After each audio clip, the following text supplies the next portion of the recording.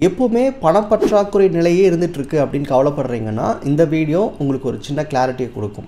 ஏன் நம்மக்கிட்ட எப்பவுமே பற்றாக்குறை எண்ணம் வந்துக்கிட்டே இருக்குது, பணத்தில் ஏன் பற்றாக்குறை ஏற்பட்டுக்கிட்டே இருக்குது அப்படின்னா அதுக்கு ஒரு 3 காரணம் என்னன்றதை இந்த வீடியோவில் பார்க்க போகிறோம்.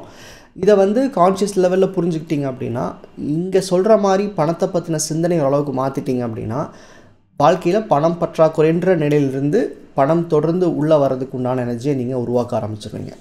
இது வரைக்கும் நம்ம சேனல் பார்க்கலன்னா ஈர்ப்பு விதி பற்றி நிறைய விஷயங்கள் நம்ம ஒரு 6-7 இயர்ஸாக ஷேர் பண்ணிகிட்டு இருக்கோம். நீங்கள் செக் பண்ணுங்கள், யூஸ்ஃபுல்லாக இருக்கும். யூஸ்ஃபுல்லாக இருந்துச்சு அப்படின்னா சப்ஸ்கிரைப் பண்ணிக்கோங்க.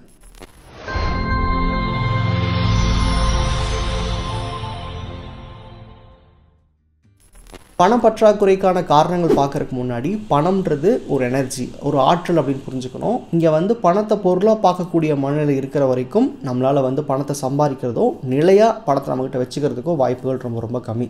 இதை பற்றி எக்ஸ்பிளைன் பண்ணி ஒரு டீட்டெயிலில் ஒரு கோர்ஸ் ஒன்று க்ரியேட் பண்ணியிருக்கேன், 1% கிளப்னு சொல்லிட்டு. நீங்கள் கிட்டத்தட்ட 1 வருஷமாக அந்த கோர்ஸ் போயிட்டுருக்கு. அது ஆன்லைனில் இருக்குது. கம்ப்ளீட்டாக நீங்கள் எப்போ வேணால் ஜாயின் பண்ணி ஆக்சஸ் பண்ணிக்க முடியும். ஒரு வேளை பணம் சார்ந்த எண்ணங்களை மாற்றிக்கணும், இப்போ இருக்கிற என்னுடைய சூழலிருந்து நான் பல மடங்கு பெருகணும் பணத்தில் அப்படின்னா நீங்கள் அந்த கோர்ஸ் செக் பண்ணி பாருங்கள், யூஸ்ஃபுல்லாக இருக்கும்.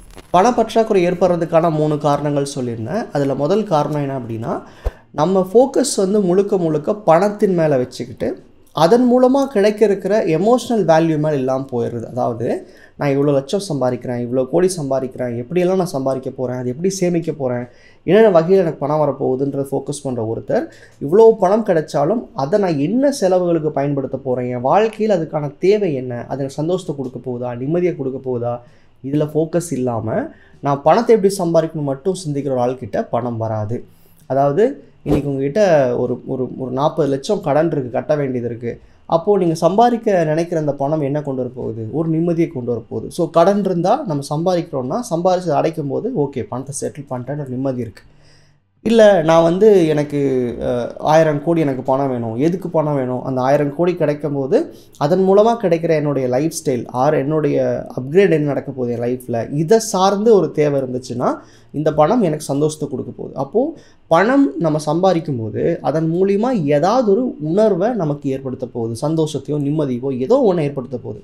அதை சார்ந்து தான் நீங்கள் பணம் சம்பாதிக்க முடியுமே தவிர, நான் இன்றைக்கி பணத்தை சம்பாதிச்சிருவேன், நான் இவ்வளோ கோடி சம்பாதிச்சிருவேன், எனக்கு பணம் தான் முக்கியம், நான் எப்படியெல்லாம் பணத்தை சம்பாதிக்க போகிறேன்ற பிளான் தான் முக்கியம் அப்படின்னா இவர்களிடம் பணம் வர்றது ரொம்ப ரொம்ப கஷ்டம். அதாவது இன்றைக்கி நிறைய பேர்கிட்ட என்னங்க உங்களோட கோல்னு கேட்டால் எனக்கு 1000 கோடி சம்பாதிக்கணும், 2000 கோடி சம்பாதிக்கணும், இல்லை இவ்வளோ லட்சம் சம்பாதிக்கணும், ஏதோ ஒரு இலக்கு பணம் சார்ந்து பணத்துக்கு முக்கியத்துவம் கொடுத்துருக்கோம். இதுக்கு பின்னாடி எமோஷ்னல் வேல்யூ இல்லைன்னா நம்ம கான்ஷியஸ் கன்சிடரே பண்ணாது. நாளை காலையில் எந்திரிக்கும் போது என் லைஃப்பில் என்ன பிரச்சனை இருக்கோ அதுக்கு தான் நான் ஃபோக்கஸ் பண்ணுவேன். நான் ஏன் எதுக்குன்னு தெரியாமல் ஒரு நம்பரை போட்டு வச்சு இல்லை அந்த பணத்தை ஒரு பொருளாக மதிச்சோ நான் ஒரு இலக்கை வச்சுருந்தேன் அப்படின்னா என் கான்ஷியஸ் அந்த இடத்துல எந்த ஒரு உணர்வையும் ஏற்படுத்தாது. எனக்குள்ளே ஏற்படாத உணர்வை என்னால் ரியாலிட்டியில் கொண்டு வரவும் முடியாது. ஸோ பணத்தை அதிகம் ஃபோக்கஸ் பண்ணிவிட்டு அதன் மூலமாக கிடைக்கிற எமோஷ்னல் ரீசனிங் இல்லாத ஒரு ஆள்கிட்ட பணம் எப்போவுமே பற்றாக்குறையாக தான் இருக்கும். ரெண்டாவது காரணம் என்னவாக இருக்கும் அப்படின்னா, மணி பிரிங்ஸ் மோர் ஹாப்பினஸ் நம்புகிற ஆட்கள். அதாவது இவங்க எப்படின்னா பணம் தான் எல்லா சந்தோஷத்தையும் கொண்டு வருது, பணம் மட்டும்தான் என்னுடைய எல்லா சந்தோஷத்துக்கும் காரணம் அப்படின்னு நம்புகிற ஆட்கள். பணம் இருந்தால் வாழ்க்கையெல்லாம் நல்லாயிருக்கும் அப்படின்னு நினைக்கிற ஆட்கள். இப்போது இங்கே என்ன சிக்கல் அப்படின்னா, பணம் நம்மளுடைய தேவைகளை பூர்த்தி பண்ணுது, பணம் நம்ம வாழ்க்கையை நடத்துறதுக்கு ஹெல்ப் பண்ணுது, பணம் தான் இங்கே எல்லாத்தையும் உருவாக்குதுன்னா கூட நமக்கு எப்படிப்பட்ட வாழ்க்கை வேணும், என்ன மாதிரியான தேவைகள் வேணும் நிர்ணயிக்கப்படாமல் அந்த பணம் நம்மக்கிட்ட வராது. அதாவது பணம் சந்தோஷத்தை கொடுக்குதானா, இல்லை பணம் என்னுடைய தேவைகளை பூர்த்தி பண்ணும்போது அதன் வாயிலாக எனக்கு சந்தோஷங்கள் கிடைக்குது. அப்போது நான் ஃபோக்கஸ் பண்ணுற விஷயம் எனக்கு பணம் தான், பணம் வந்துட்டுங்க அப்புறமா நான் எல்லாத்தையும் கவனிச்சுப்பேன், பணம் வந்துட்டால் எனக்கு சந்தோஷம் வந்துடும். இது உண்மை கிடையாது. தேவையில்லாத மனுஷங்கிட்ட முதல் பணமே வராது, அவசியமில்லாத மனுஷங்கிட்ட பணமே வராது. அப்போது பணம் என்னுடைய எல்லா சந்தோஷத்துக்கும் காரணம் அப்படின்னா ஒரு மனுஷனுக்கு என்ன வேணும்னு தெரிஞ்சாதான் அதை அடையிறதுக்கு பணம் சம்பாதிக்கிறதுக்கான வழிகள் உருவாகும், அதன் மூலிமா சந்தோஷங்கள் கிடைக்கும்.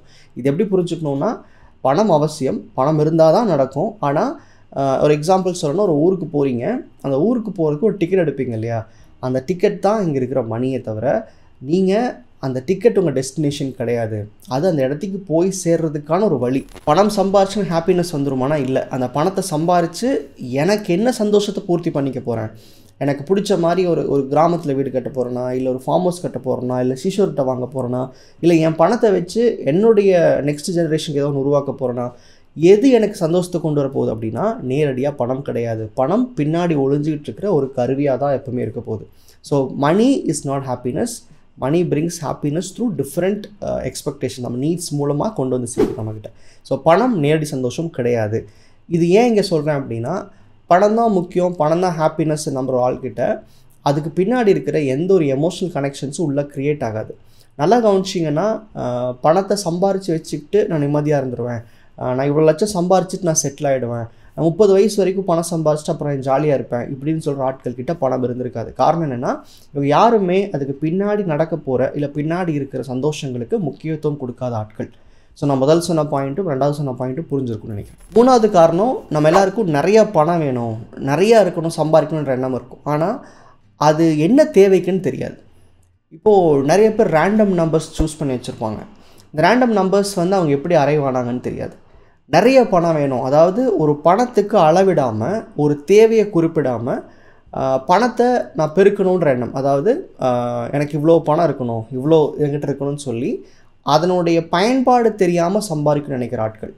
இப்போது ஏன் லேக் வருது, ஏன் முன்னாடியே நமக்கு அந்த பற்றாக்குறை எண்ணம் வருது அப்படின்னா தெளிவில்லாமை. அதாவது எனக்கு என்ன வேணும்னு தெளிவில்லாமல் இருக்கிறது. முதல் பாயிண்ட் நான் சொல்லியிருந்தேன், பணம் ஏன் பற்றாக்குறையாக இருக்குன்னா அதுக்கு பின்னாடி இருக்கிற எமோஷ்னல் வேல்யூ தெரிஞ்சுக்காமல் நம்ம பணத்தை மட்டும் ஃபோக்கஸ் பண்ணுறது. ரெண்டாவது சொல்லியிருந்தது என்னென்னா, பணம் எல்லா சந்தோஷத்தையும் நம்ம கொண்டு வந்து சேர்க்கும்னு நினைக்கிறது. இப்போ நான் சொல்கிற விஷயம் என்னென்னா, பணம் எனக்கு நிறையா இருந்தால் போதும், ஆனால் அதுக்கு பின்னாடி எனக்கு அதை வச்சு நான் என்ன பண்ண போகிறேன்னு தெரியாமல் பணத்தை மட்டும் ஃபோக்கஸ் பண்ணுறது பிளைண்டாக. இந்த மூணாவது காரணம் ஒன்று சொன்னல, இதுக்கான என்ன பேக்ரவுண்ட் தியரினா, நம்ம ஒரு வேளை ரொம்ப பற்றாக்குறை வாழ்க்கையிலேருந்து வந்திருக்கலாம். அதாவது பேரண்ட்ஸ்னால பெருசாக ஃபினான்ஷியலி சப்போர்ட் பண்ண முடியாமல் இருந்திருக்கலாம், பணம் இல்லாதனால நமக்கு ஏதாவது பாதிப்புகள் ஏற்பட்டிருக்கலாம். இந்த மாதிரி இருக்கும்போது கண்மூடித்தனமாக பணம் சம்பாரிச்சிட்டா வாழ்க்கை நல்லாயிருக்கும் அப்படின்னு நினைக்கிற ஆட்கள்.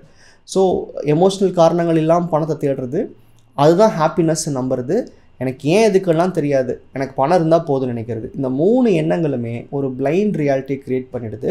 இதுக்கு காரணம் நம்ம பாஸ்ட்டாக இருக்கட்டும், இதுக்கு காரணம் இது வரைக்கும் ஏற்பட்ட உங்கள் தப்பான அனுபவங்களாக இருக்கட்டும், நீங்கள் பார்த்த படமாக இருக்கட்டும், இதெல்லாம் தாண்டி இந்த எண்ண ஓட்டங்களை மாற்றிக்கிட்டு, பணம்ன்றது வெறும் எனர்ஜி தான், அது ஏன் சந்தோஷத்துக்கு தான் வருது, பணம் அப்படின்றது இங்கே இயற்கையாக கிடைக்கிற ஒரு விஷயம், என்னால் எவ்வளோ வேணும் எடுத்துக்க முடியும், இந்த மைண்ட் செட்டுக்குள்ளே வர்றது தான் இங்கே இருக்கிற பெரிய சேலஞ்ச். இதுக்கு முக்கியமான சப்போர்ட் சிஸ்டம் அப்படின்றது இப்போ இருக்கிற சொசைட்டி, நம்ம பார்க்குற மீடியா, நம்ம டெய்லியும் கேட்டுக்கிட்டு இருக்கிற தேவையில்லாத விஷயங்கள். இது எல்லாமே ஏதோ ஒரு இடத்துல திரும்ப திரும்ப பண பற்றாக்குறையை பேசிக்கிட்டே இருக்கும், பணம் கஷ்டன்றதை சொல்லிக்கிட்டே இருக்கும். இது எல்லாம் தாண்டி இந்த 3 எண்ணங்கள்லேருந்து நீங்கள் விடுபடும் போது மட்டும்தான் உங்கள் வாழ்க்கை மாறும். ஸோ பணம்ன்றது ஒரு பேசிக்கான எனர்ஜி. அது நம்ம எப்படி சுவாசிக்கிறோமோ பணத்தையும் சுலபமாக சுவாசிக்க முடியும், நீங்கள் புரிஞ்சுக்கணும். இதை புரிஞ்சுக்கிறதுக்கு ரொம்ப டைம் எடுக்குமானா ஹார்ட்லி 4 to 5 months ரெகுலராக கன்சிஸ்டண்ட்டாக நீங்கள் ப்ராக்டிஸ் பண்ணிங்கனாவே மாறும். இன்கேஸ் நீங்கள் பணத்தை பற்றி புரிதலில் இன்னும் பின்னாடி தான் இருக்கீங்க, இன்னுமே உங்களால் புரிஞ்சுக்க முடியாமல் தான் இருக்கீங்க, இன்னும் பணம் பின்னாடி தான் ஓடிட்டு இருக்கீங்க அப்படின்னா கண்டிப்பாக 1% Club நீங்கள் செக் பண்ணுங்கள். டிஸ்கிரிப்ஷனில் டீட்டெயில்ஸ் கொடுத்துருக்கேன், நீங்கள் வாட்ஸ்அப் பண்ணுங்கள், டீட்டெயில்ஸ் நான் ஷேர் பண்ணுறேன். நன்றி.